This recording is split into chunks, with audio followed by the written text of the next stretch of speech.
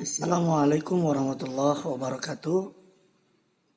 Pada pagi hari ini kita akan belajar sejarah kebudayaan Islam, yaitu tentang dakwah Nabi Muhammad SAW.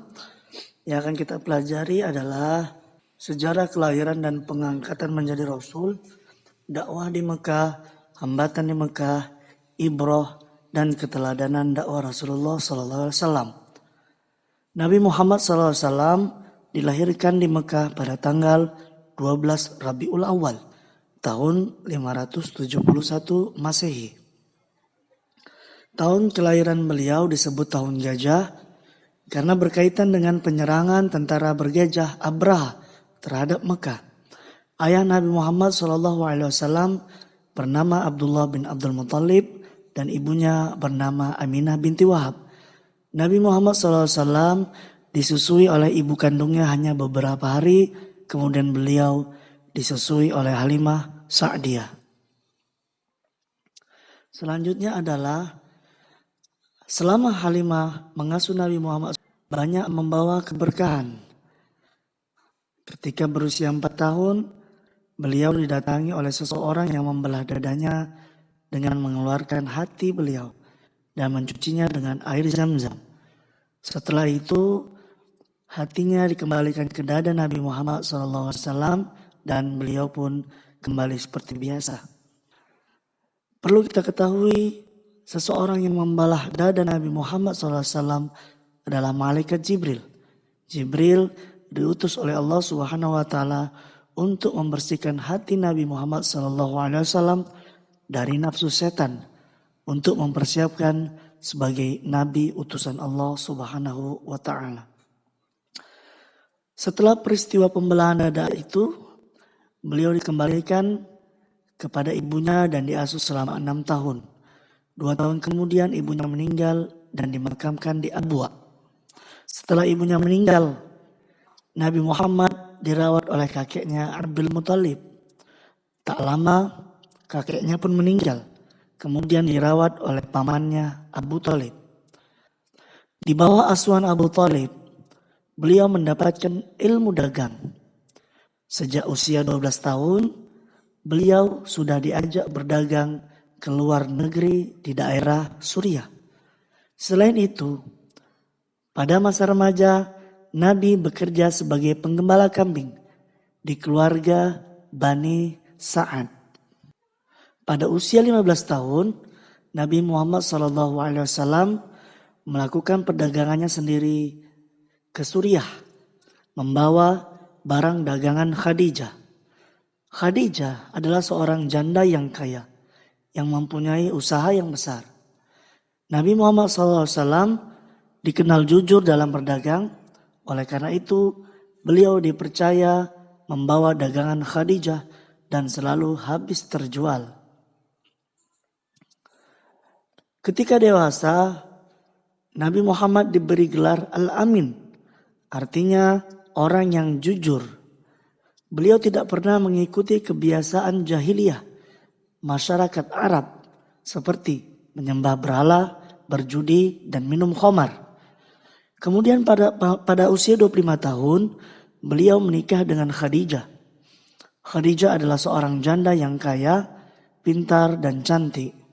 Pernikahannya dengan Khadijah dikaruniai 6 orang anak, yaitu Qasim, Fatimah, Ruqayyah, Ummu Kulsum, Zainab, dan Abdullah. Kedua putra beliau meninggal ketika masih kecil, sedangkan keempat putri beliau hidup dan sempat merasakan masa kerasulan Nabi Muhammad SAW.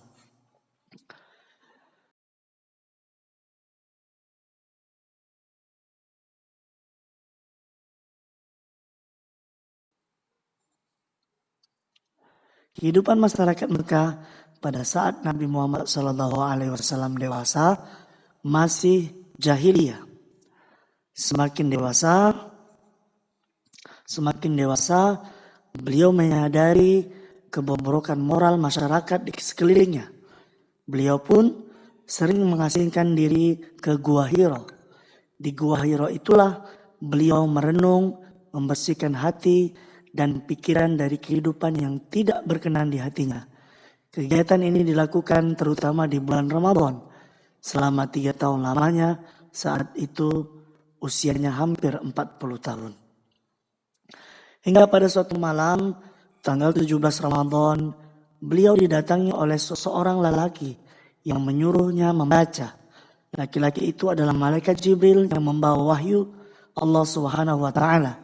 Yang pertama yaitu surat Al-Alaq ayat 1 sampai dengan 5. Beberapa hari kemudian Nabi Muhammad SAW kembali didatangi Jibril. Kali ini Jibril membawa wahyu surat Al-Mudassir ayat 1 sampai dengan 7. Dan inilah adalah gambar-gambar berhala yang mana ketika itu disembah oleh para jahiliyah Arab. Memang kondisi sosial masyarakat Mekah sama bobroknya. Adanya perzinahan yang mewarnai setiap lapisan masyarakat.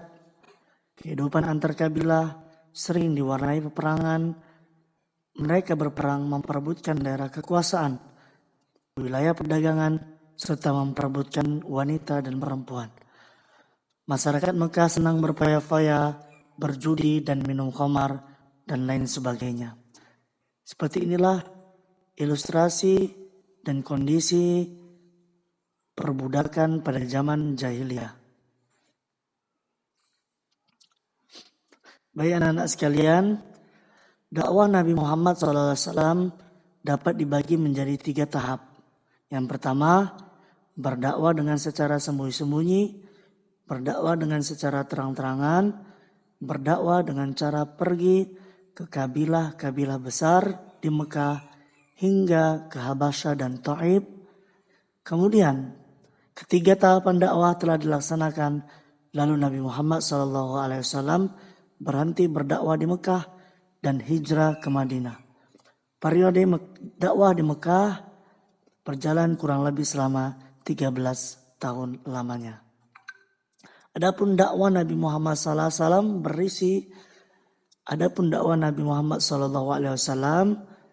berisi ajaran tauhid, mengajak masyarakat menyembah Allah Subhanahu wa taala, beriman kepada Rasul, beriman kepada hari akhir, yaitu yakin dan percaya akan adanya hari kiamat.